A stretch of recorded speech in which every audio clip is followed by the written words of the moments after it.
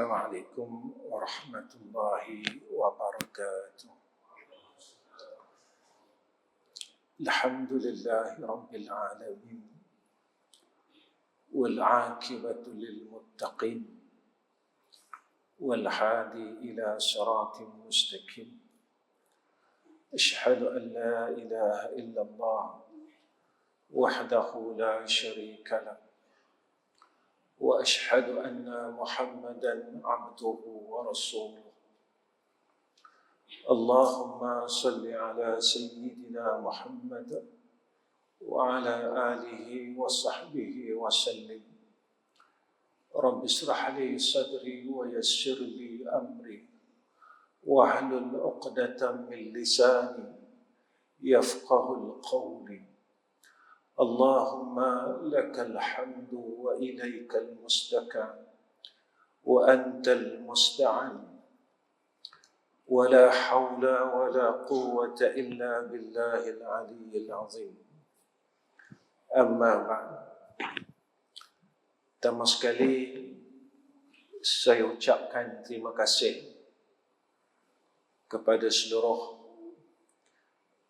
barisan pegawai tadbir masjid kerana menjemput saya pada malam ini, dan bersyukur kepada Allah Subhanahu wa ta'ala kerana Allah masih lagi memberikan kita peluang untuk hidup ini. Saya suka bercakap dan mengatakan kita hidup pada saat ini bukan disebabkan kita mahu hidup. Kita hidup sehingga saat ini disebabkan Allah mahukan kita hidup. Kita jangan lupa bahawa yang menghidupkan dan yang mematikan adalah Allah. Kita jangan lupa bahawa kita ini di dalam takdir Allah.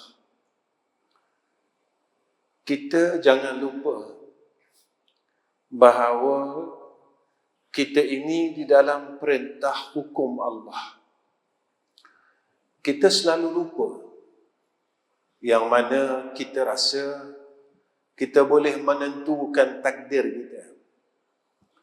Dan kita terlupa siapa yang menjadi pentakdir itu, iaitu Allah.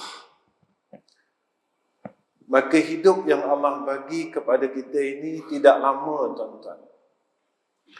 Ada orang yang Allah berikan peluang hidupnya 20 tahun, 30 tahun, 40 tahun, 50 tahun, dan 60 tahun, 70 tahun.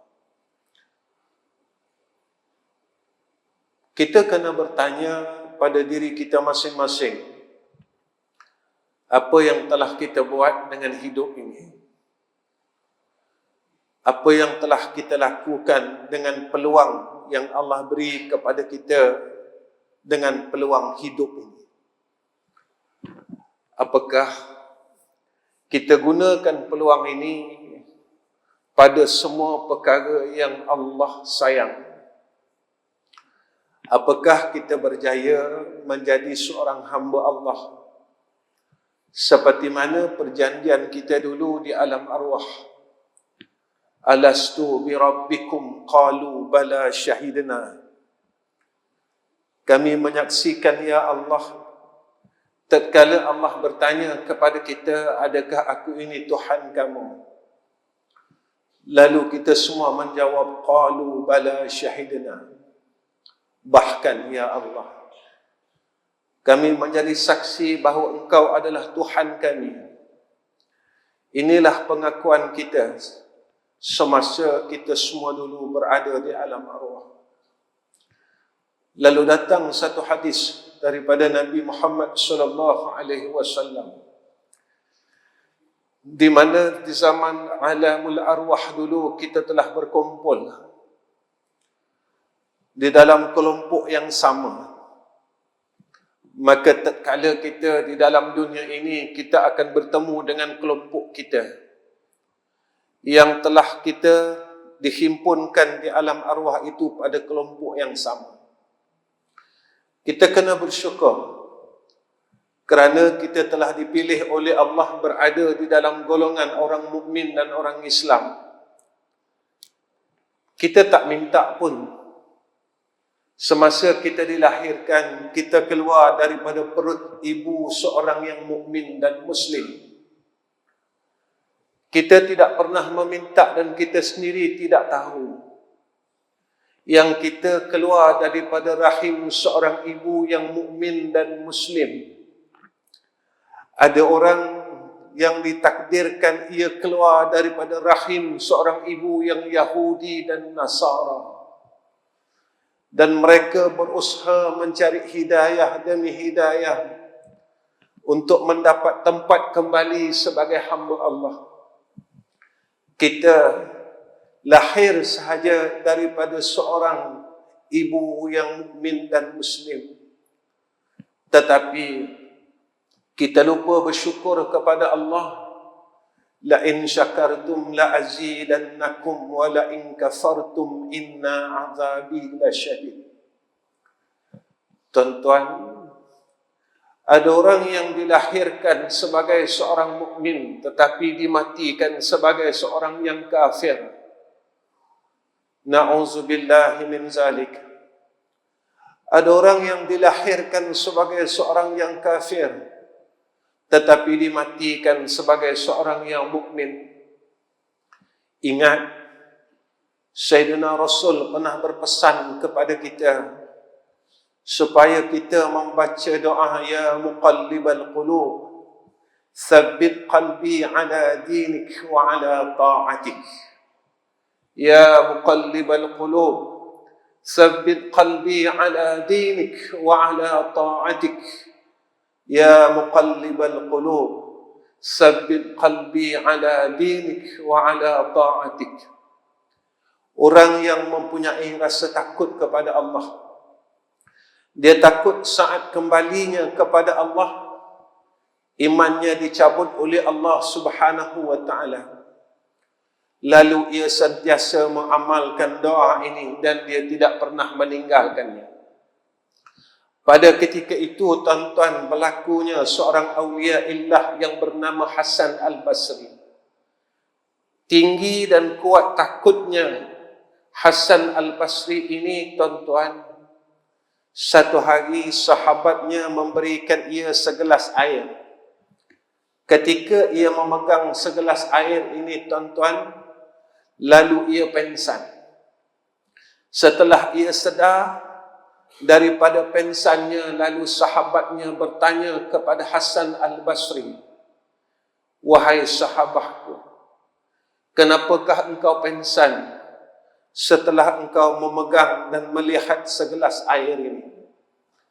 Apa kata Hasan al-Basri?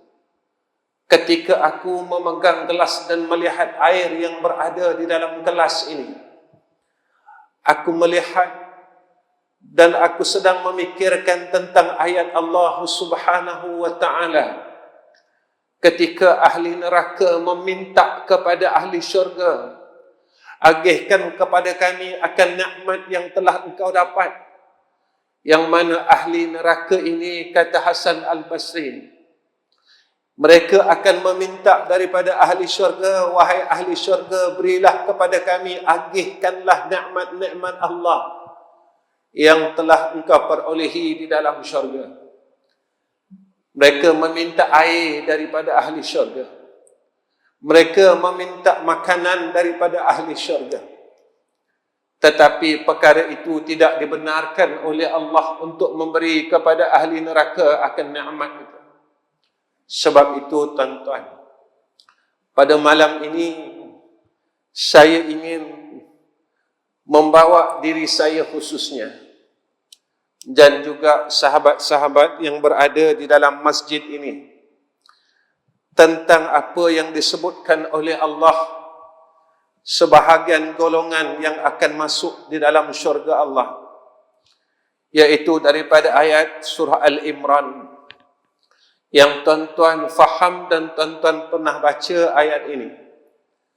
وسارعوا إلى مغفرة من ربكم وجنة عرضها السماوات والأرض أعدت للمتقين الذين ينفقون في السراء والضراء والكاظمين الغيظ والعافين عن الناس والله يحب المحسنين والذين إذا فعلوا فاحشة أو ظلموا أنفسهم ذكروا الله فاستغفروا لذنوبهم ومن يغفر الذنوب إلا الله ولم يصروا على ما فعلوا وهم يعلمون. Apa kata Allah?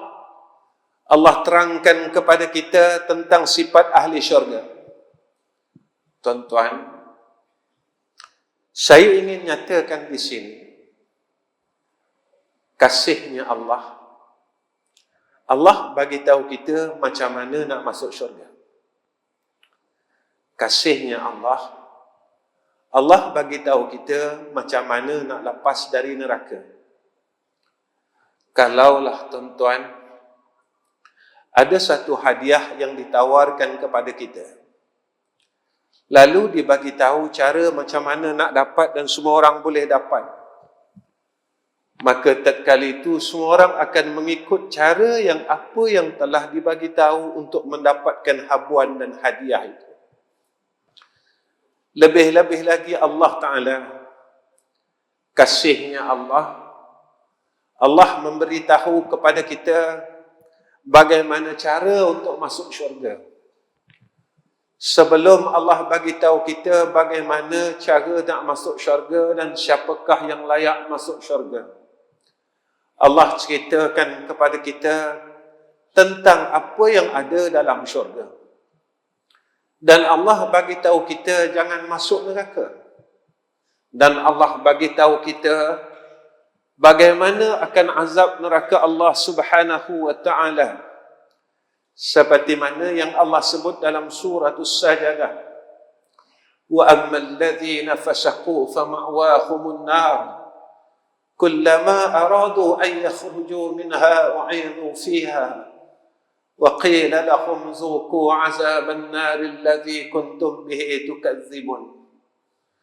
Orang yang fasik, yang tidak mahu berhenti buat dosa, yang rasa dirinya tak berdosa. Ingat tuan-tuan, ada satu makhluk namanya Iblis. Dia dah buat dosa, dia tak rasa dia berdosa. Dia dah buat salah, dia tak rasa dia salah. Maka inilah yang berbahaya jika kita berpegang seperti mana Iblis telah berpegang pada dahulu kala. Apa yang terjadi kepada ahli neraka, Allah bagi tahu kita. Fa'ammal ladzina fasaqu fama'wahumun nar. Allah akan lemparkan kita masuk ke dalam neraka Allah. Wa ammal ladzina fasaqu fama'wahumun nar kullama aradu an yakhruju minha. Dan ahli neraka ini, tuan-tuan, mereka berusaha untuk keluar daripada neraka Allah. Allah nyatakan dalam surah As-Sajdah pada ayat seterusnya, ahli neraka ini berusaha untuk memanjat tembok-tembok api neraka. Tetapi malangnya, malaikat yang menjaga neraka Allah Subhanahu wa ta'ala menolak kembali mereka ke dalam neraka. Lalu malaikat berkata kepada ahli neraka, zuqu azaban naril ladzi kuntum bihi tukadzibun. Rasakanlah azab neraka Allah yang mana semasa kamu hidup, kalian hidup di dalam dunia yang Allah berikan puluhan tahun. Kalian dustakan akan sengsara dan kesakitan azab neraka Allah, yang mana minumannya daripada peluh api neraka Allah, makanannya daripada zakum, yang apabila masuk ke dalam perut anak Adam maka hancurlah seluruh isi perut. ahli neraka yang memakan. Tuan-tuan, kita tidak ada pilihan. Kita kena masuk syurga. Kita tak ada pilihan, kita kena masuk syurga. Tuan-tuan, mungkin kita rasa kita tak buat salah. Saya semayang Ustaz 5 waktu sehari semalam, betul. Tapi telah buang tak sombong dalam diri kita. Buang tak rasa besar diri, rasa kita paling bagus. Tuan-tuan, iblis pernah rasa macam tu.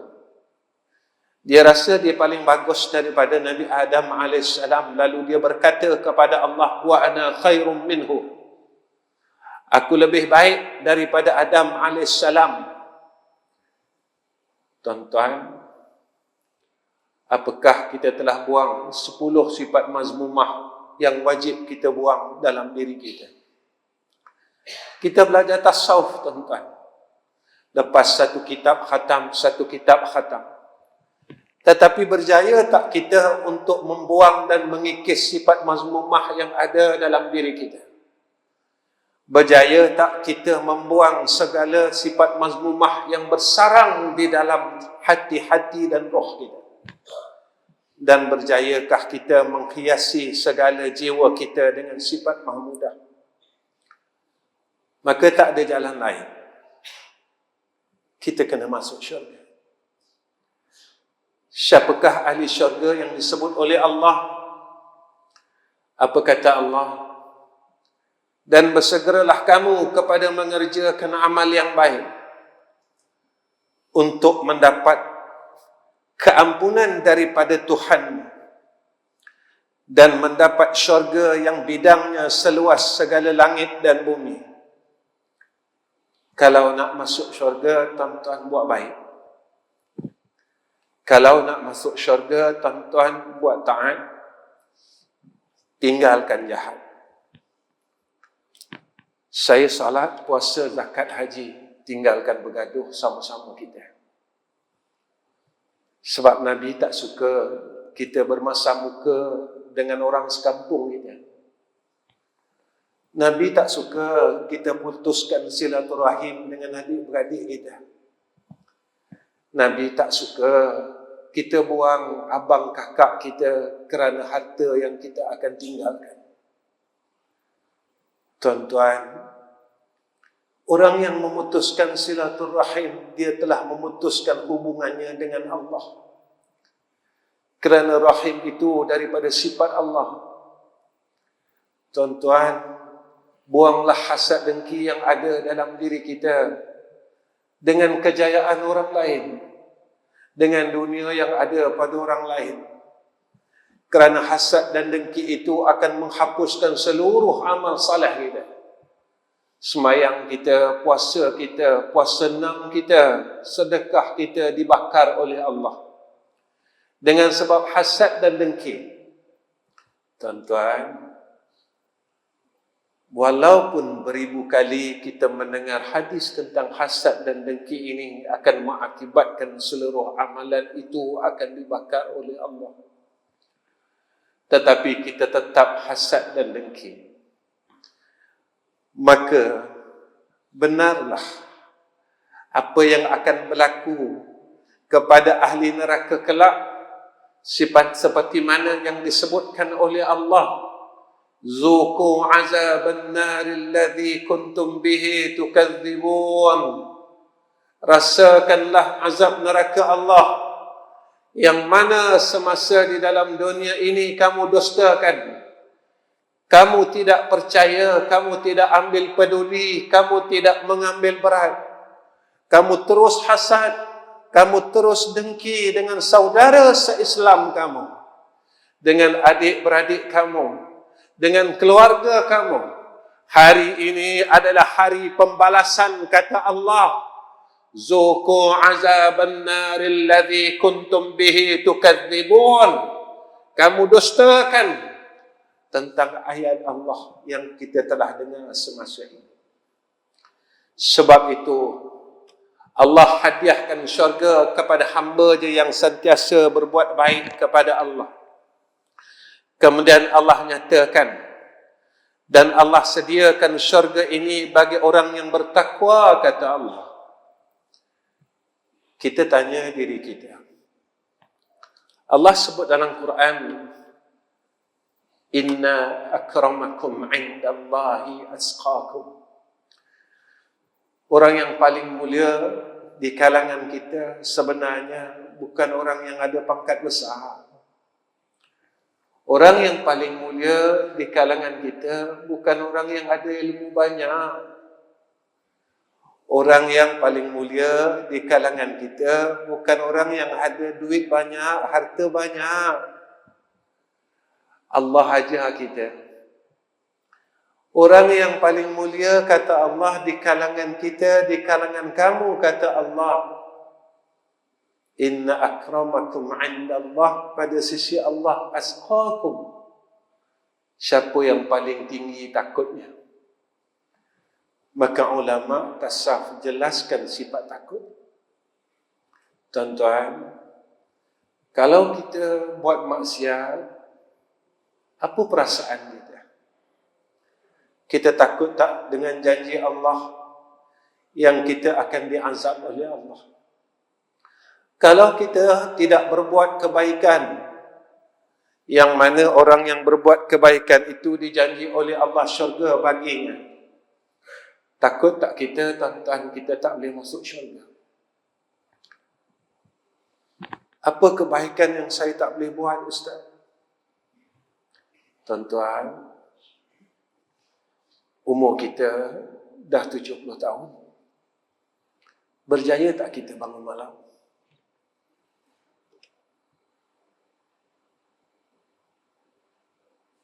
Umur kita dah 70 tahun. Berjaya tak kita baca Quran hari-hari? Tuan-tuan, umur kita 70 tahun. Berjaya tak kita istiqamahkan salat ba'diyah dan ba'diyah? Kalau kita tak berjaya, kita gagal, tuan-tuan. Kalau kita tidak berjaya, kita gagal. Kalau kita gagal, tuan-tuan, bermakna kita akan gagal beroleh nikmat Allah besok di yaumul akhirah.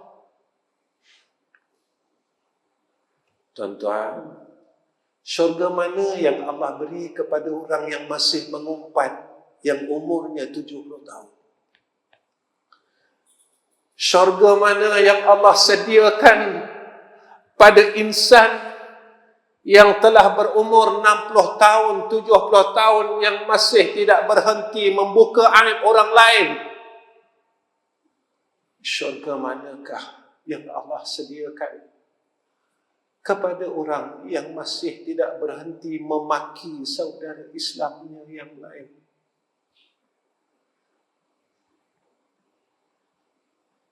Kalau kita nak masuk syurga, kalau kita nak duduk dalam jannah Allah, ikut apa yang Allah nyatakan dalam Al-Quran. Maka kita sentiasa takut kepada Allah. Kalau kita tak dapat buat baik, kalau kita tak mampu buat baik, tuan-tuan, Allah ni sebenarnya baik sangat pada kita. Kenapa saya cakap macam tu? Kita duduk dalam masjid malam ni, daripada maghrib tadi sampai sekarang. Allah arahkan seluruh makhluknya minta ampun orang yang berada di dalam majlis ilmu. Ini hadis yang sahih, tuan-tuan. Allah arahkan seluruh makhluknya minta ampun untuk kita. Kenapa, tuan-tuan, Allah arahkan seluruh makhluknya minta ampun untuk kita? Sebab kita lupa minta ampun. Kita tak baca istighfar pun hari ini. 100 kali kita tak mampu, tuan-tuan, nak baca istighfar. Dosa kita bukan 100. Zaman muda kita dulu, kita meninggalkan sujud kepada Allah. Kita tinggal salat fardu, tuan-tuan. Tapi kita lupa apa yang dah kita buat. Iblis, tuan-tuan, sekali saja dia tinggal sujud kepada Adam AS di atas perintah Allah. Lalu ia dihalau oleh Allah daripada syurga. Masa umur kita belas-belas dulu, berapa kali dah kita tinggal sujud pada Allah. Masa umur kita 20-an ke atas, berapa kali kita tinggal sujud kepada Allah.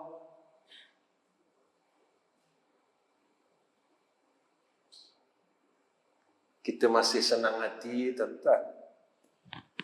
Kita tak pernah rasa takut pun, rasa susah hati pun dengan Allah. Ya Allah, umur aku 70 tahun. 40 tahun, 50 tahun, aku masih lagi buang umur aku pada jalan yang kau tidak redha.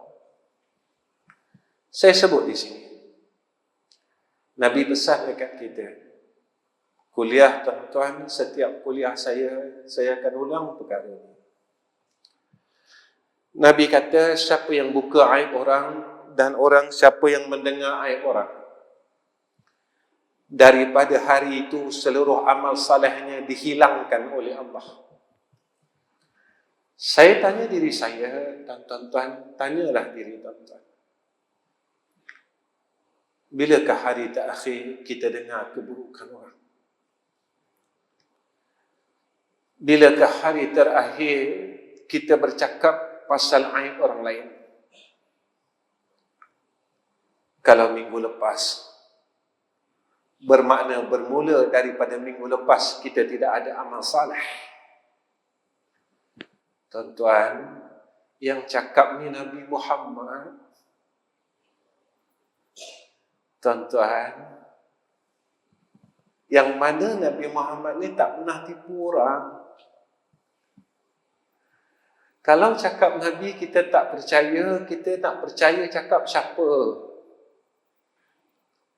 Kalau cakap Rasulullah sallallahu alaihi wasallam kita tidak membenarkan dan kita tidak mengikutinya, kita akan duduk di mana besok di yaumul akhirah? Kita akan berada di golongan mana? Apakah kita akan berada di golongan ahlul jannah ataupun kita akan berada di golongan ahlun nar? Semasa hidup kita, kita sentiasa mendabik dada kita dengan kebaikan yang sedikit yang kita buat. Semasa hidup kita, kita sentiasa bangga dengan kebaikan yang terlalu sedikit yang kita buat. Tetapi kita lupa tentang kejahatan-kejahatan kita yang pernah kita lakukan, tetapi tidak pernah dilupakan oleh Allah Subhanahu wa ta'ala. Sebab itu tuan-tuan, kalau nak masuk syurga, takutlah pada Allah. Orang yang sentiasa takut kepada Allah di dalam hidayah dan pimpinan Allah.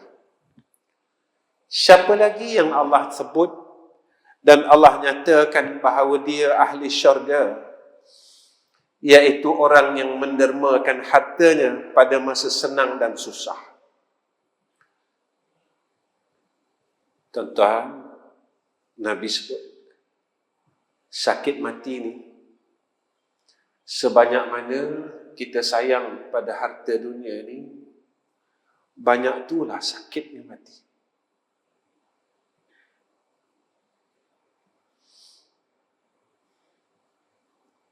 Sebab tu Allah cakap dengan kita macam ni.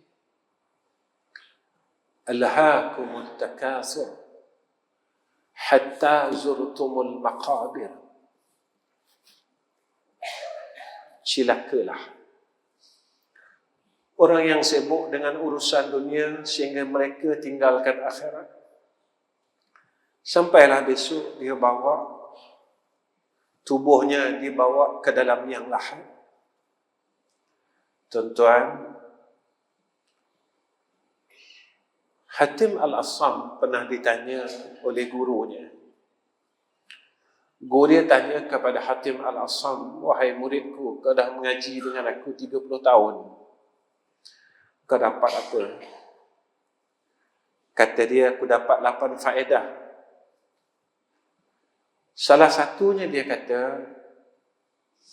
"aku tengok manusia di sekelilingku ada yang mengasihi harta mereka, ada yang mengasihi kawan-kawan makhluk. Maka aku lihat harta yang mereka peluk, yang mereka sayang, ketika mereka masuk ke dalam liang lahat, harta ni tinggal. Aku tengok mereka yang berkasih mencintai kawan-kawannya, semasa tubuhnya masuk ke dalam liang lahat, kawan-kawan dia tinggal. Lalu aku memilih," kata Hatim Al-Assam, "aku memilih amal saleh. Yang mana amal saleh ini, ketika tubuh aku masuk ke dalam liang lahat kelak, dia takkan tinggalkan aku. Ketika aku susah besok di alam barzah, dia tidak akan tinggalkan aku. Tetapi hartaku akan tinggalkan aku ketika aku susah. Kawan-kawan yang sebantal, yang sama-sama satu kerja dengan kita, ketika kita masuk ke dalam liang lahat, dia akan tinggalkan kita. Tetapi amal saleh kita, dia tidak pernah meninggalkan kita saat kita senang dan susah." Lalu kata Hatim Al-Assam, "Aku memilih untuk bercinta dengan amal saleh. Aku memilih untuk berkasih dengan amal saleh, kerana dia tidak akan sekali-kali pernah meninggalkan aku." Tuan-tuan, saya teringat tentang satu hadis Nabi yang mana besarnya rahmat Allah. Nabi kata, siapa yang selepas salat fardu Isya, dia semayang sunat Isya 4 rakaat, maka orang yang berjaya mengerjakan salat sunat ba'diyah Isya 4 rakaat, menyamai ia telah melakukan ibadat pada malam Lailatul Qadar. Tuan-tuan, malam ini saya seru semua orang di dalam masjid ini, berjaya tak kita untuk berdiri melakukan salat sunat ba'diyah Isya 4 rakaat? Berjaya atau tidak kita, maka ini menunjukkan kesungguhan kita untuk masuk syurga Allah. Tuan-tuan, orang yang berkehendakkan jannah Allah, dia tidak ada sifat malas untuk beribadat kepada Allah. Kalau sampai sekarang kita masih malas dan tunduk dengan kehendak hawa nafsu kita, maka kita tidak akan berjaya masuk jannah Allah. Sebab itu, apa yang disebut oleh Allah golongan yang dapat masuk syurga, mereka yang menginfakkan harta mereka itu waktu senang dan susah. Tuan-tuan, banyak mana kita telah bersedekah, banyak mana kita telah infakkan harta kita pada jalan Allah. Kita masih sayang dengan dunia kita, tak? Kita masih lagi peluk harta kita. Peluklah sekuat-kuatnya, sampai satu saat pelukan kita itu akan longlai dan lemah. Peluklah sekuat-kuatnya harta itu, sampai satu masa harta yang kita peluk itu kita akan tinggalkan.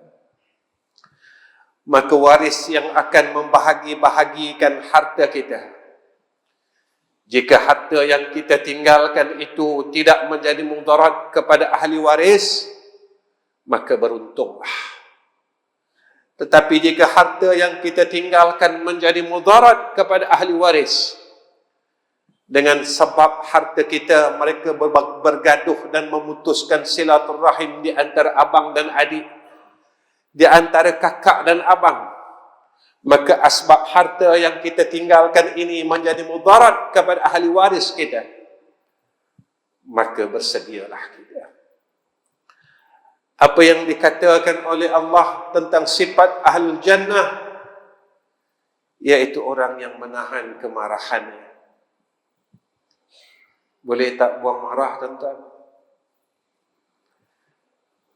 Sanggup tak kita buang marah? Boleh tak kita buang maki orang? Boleh tak kita hilangkan sifat marah yang Allah tak redha? Kita guna marah kita untuk agama. Tuan-tuan, Nabi ni dia tak pernah marah isteri dia. Nabi dia tak pernah marah anak dia. Nabi dia tak pernah marah kalau orang buat dia. Ada seorang badui tarik kain ridak Nabi sehingga berbekas leher Nabi. Sayyidina Umar nak tarik pedang, tuan-tuan, nak marah. Rasulullah kata, wahai Sayyidina Umar, jangan marah. Rasulullah tak marah pun badui ni. Tuan-tuan, bagaimana kita dengan isteri kita? Kita ikut tak Nabi Muhammad? Bagaimana kita dengan anak-anak kita? Kita ikut tak Nabi Muhammad? Saya nak cerita macam ni. Rasulullah, walaupun Sayyidina Fatimah ini telah dewasa,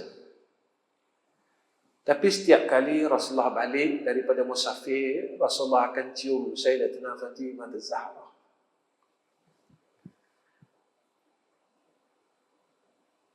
Rasulullah akan peluk Sayyidatina Fatimah Az-Zahra. Saya tanya ayah-ayah yang ada di hadapan saya, bilakah hari terakhir kita peluk anak perempuan kita?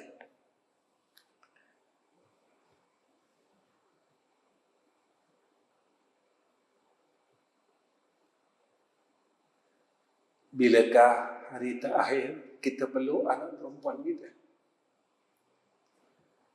Kita ego kan, tuan-tuan, sebab kita ayah. Ego ni bahasa Inggeris. Melayu nama dia sombong. Iblis ni dia keluar daripada syurga dengan sifat sombong yang ada pada dia. Tuan-tuan, Rasulullah peluk sahabat-sahabat. Sampai datang satu hadis. La yu'minu ahadukum hatta yuhibba li akhihi ma yuhibbu li nafsihi. Tuan-tuan, besok kalau kita mati, kawan-kawan kita ni tak akan ingat kita. Yang akan ingat kita sekurang-kurangnya anak-anak kita. Yang akan ziarah kubur kita sekurang-kurangnya anak-anak kita. Tetapi semasa hidup ini, jika kita biarkan dan kita tidak berikan kasih sayang yang sepenuhnya kepada anak-anak kita, besok kita mati, mereka akan tinggalkan kita di dalam liang lahat. Seperti mereka membuang suatu barang yang mereka sudah tidak gunakan lagi. Tuan-tuan, malam ini saya seru tuan-tuan.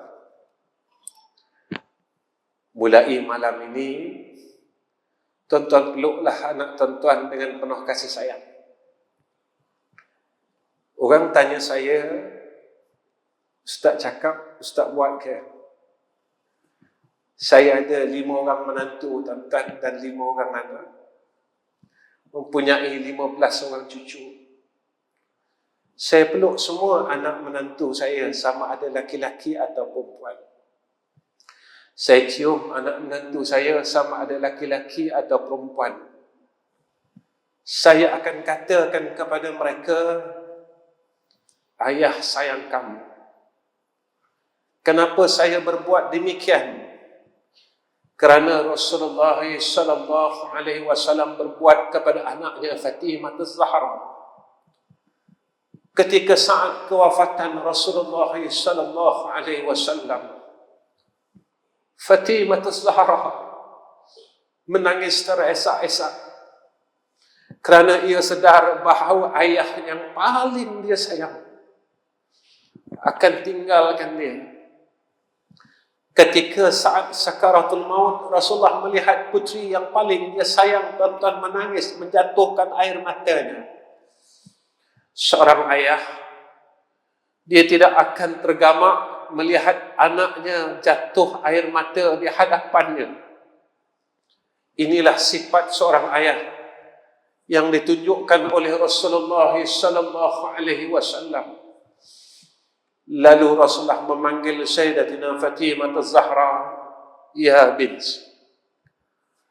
Lalu Rasulullah membisikkan kepada telinga Fatimah Az-Zahra, wahai anakku, selepas kewafatanku, maka engkau akan mengikutiku tidak lama lagi. Setelah Rasulullah membisikkan kepada telinga anaknya Fatimah Az-Zahra, Rasulullah berkata kepada Fatimah, ya Fatimah, engkau jangan nangis lagi, engkau jangan bersedih lagi. Setelah kematianku, kata Rasulullah, engkau akan ikut aku tidak lama lagi. Ketika Fatimah Az-Zahra mendengar akan perkataan Rasulullah sallallahu alaihi wasallam, Fatimah tersenyum, tuan-tuan. Dan Rasulullah pernah berkata kepada Sayyidina Ali karamallahu wajah, wahai Ali, saat tubuh dan jasad putriku dimasukkan ke dalam liang lahat, Rasulullah berkata kepada Sayyidina Ali, maka akulah orang yang pertama yang akan menyambut tubuh putriku. Saat kewafatan Fatimah Az-Zahra, Sayyidina Ali menurunkan akan tubuh dan jasad isteri yang dia cintai. Selepas itu, tuan-tuan, Sayyidina Ali naik daripada liang lahat. Sayyidina Ali menangis teresak-esak. Lalu ditanya oleh anaknya, wahai ayahku, kenapakah engkau menangis setelah engkau menurunkan akan tubuh ibu kami? Maka kata Sayyidina Ali, benarlah apa kata datuk. Saat aku menurunkan akan jasad ibumu, aku melihat akan datukmu sedang menyambut jasad tubuh ibumu. Kata Sayyidina Ali karamallahu wajhah, maka justru itulah aku merasa akan terlalu sedih, kerana aku amat merindui akan tubuh Rasulullah sallallahu alaihi wasallam. Tuan-tuan, saya bertanya dengan diri saya dan tuan-tuan, tuan-tuan tak rindu ke dengan Nabi?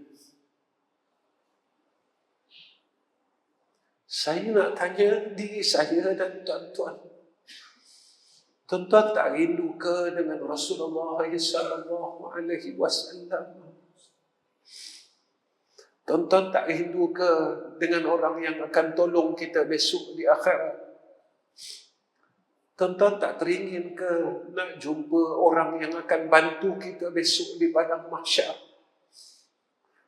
Lalu jika tuan-tuan kata tuan-tuan rindu kepada Rasulullah sallallahu alaihi wasallam, tuan-tuan kena bertanya, sejauh mana Aku nak ikut cakap Nabi.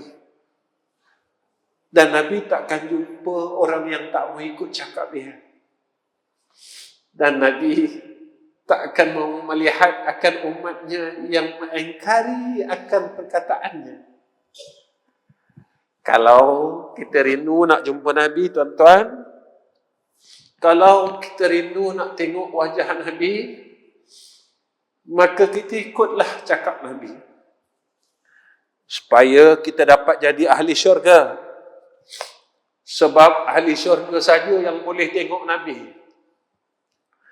Ahli syurga saja yang boleh menatap wajah Rasulullah sallallahu alaihi wasallam. Ahli neraka tak dapat, tuan-tuan. Kalau nak tengok wajah Nabi, Nabi kita. Tuan-tuan, masa kita pergi Madinah, kita lalu depan makam Rasulullah sallallahu alaihi wasallam. Kita pun kata, Assalamualaikum ya Rasulullah. Kita tengok kubah hijau. Kita mula rasa, ya Rasulullah, kami rindu dengan kau. Pernah tak kita cakap dalam hati kita, ya Rasulullah, rupa kau macam mana ya? Wajah kau macam mana ya? Cantik engkau yang digambarkan dalam kitab Syama'il Muhammadiyah itu macam mana cantiknya.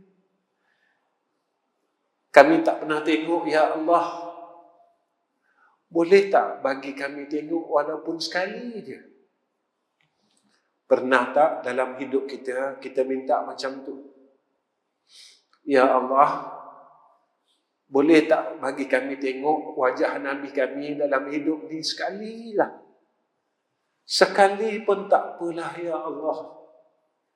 Kerana Nabi janjikan kepada kita, siapa yang melihat akan aku semasa hidupnya atau selepas matiku, semasa hidupku atau selepas wafatku, apa kata Rasulullah sallallahu alaihi wasallam? Wajib syafaatku di yaumil mahsyar. Malam ni saya ajak tuan-tuan tanamkan dalam hati kita, minta dengan Allah supaya kita dapat tengok wajah Rasulullah.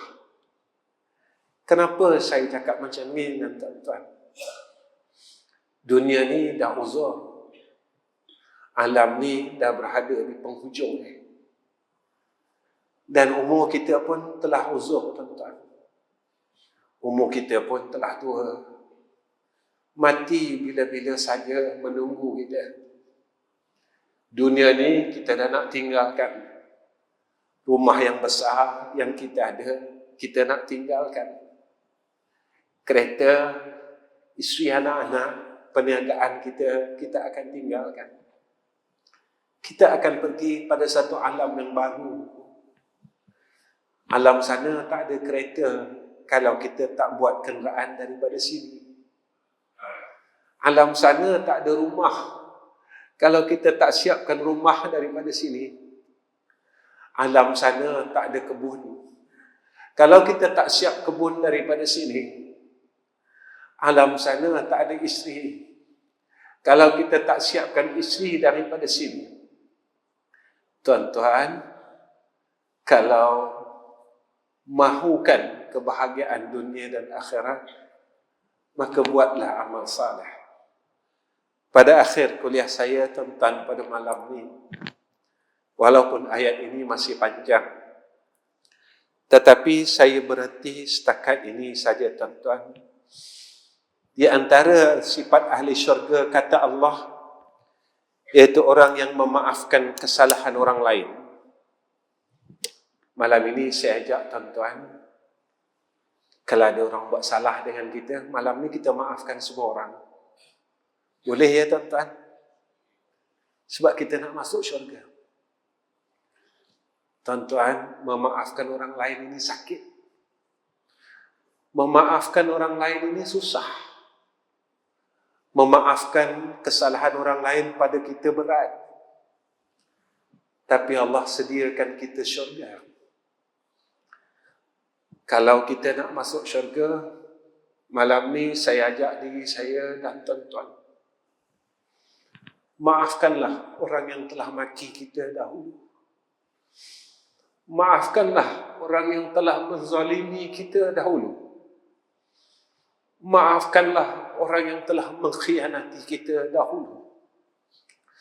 Maafkanlah orang yang telah mengaibkan kita dahulu. Kita akan bertanya, kenapa aku perlu maafkannya?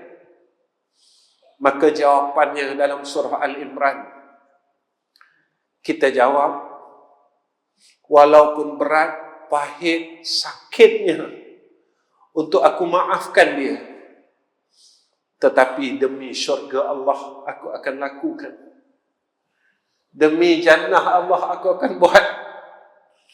Demi syurga Allah aku akan laksanakan. Kerana aku tidak mahu masuk neraka Allah Subhanahu wa ta'ala. Tuan-tuan, malam ni saya seru semua orang, kita pernah lalui perkara ni. Semua orang, saya dan tuan-tuan pernah lalui perkara ni.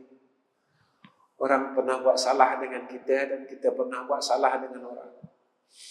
Percayalah, kalau malam ini kita maafkan seluruh kesalahan orang yang pernah buat salah dengan kita, dan orang yang kita pernah buat salah, pasti mereka akan memaafkan kita juga tanpa kita minta. Saya rasa cukup setakat ini, tuan-tuan, pertemuan saya dengan tuan-tuan. Saya minta maaf atas keuzuran saya. Jadi, tingkat awalnya tadi, tuan-tuan, saya bercakap dengan saudara Din. Saya kata boleh tak tangguhkan untuk program malam ni. Sebab saya kena buasi, tuan-tuan. Buasi dia bengkak pada seluruh tempat buang air besar. Di keadaannya nak duduk tak berapa selesa. Jadi saya pun hari ni saya makan ubat tahan sakit, kira melebihi tahap lah, untuk saya sampai ke masjid, tuan-tuan. Habis itu agak macam saya tahan sikit, saya vibrate sikit. Dia macam Parkinson sikit sebab lebih makan ubat. Jadi tuan-tuan, minta maaf banyak-banyak. Kita tahu, saya ambil satu ilmu yang Allah bagi pada saya. Sakit yang Allah bagi pada kita ini bukan saja sakit-sakit saja-saja. Satu, sebab dosa kita dulu. Dosa kita yang Allah kifarahkan dengan sebab sakit. Saya nak beritahu, Allah sayang dekat kita. Allah sayang dekat kita. Allah jadikan orang mukmin ini, ketika saat kematiannya, Allah hapuskan seluruh dosa-dosanya. Berbeza dengan orang kafir. Orang kafir, sebelum dia mati, Allah akan berikan semua nikmat dalam dunia supaya dia rasa. Kalau tatkala ia nak mati, dia nakkan minum air, Allah akan kabulkan hajat untuk ia minum air sebelum ia menghembuskan nafas yang terakhir. Kerana orang kafir ini besok di akhirat dia tidak akan menerima satu nikmat pun daripada Allah. Jadi tuan-tuan yang dirahmati Allah, sampai sini aja. Wa akhir kalam, assalamualaikum warahmatullahi wabarakatuh. Bismillahirrahmanirrahim. Alhamdulillahi rabbil alamin. Wassalatu wassalamu ala asyrafil anbiya'i wal mursalin wa ala alihi wa sahbihi ajma'in. Ya Allah, Ya Rahman, Ya Rahim. Kami tadahkan dua tangan kami, Ya Allah, sebagai hamba-Mu yang terlalu lemah. Kami tadahkan dua tangan kami, Ya Allah, sebagai hamba-Mu yang terlalu banyak salah. Malam ini, Ya Allah, kami menceritakan tentang syurga-Mu.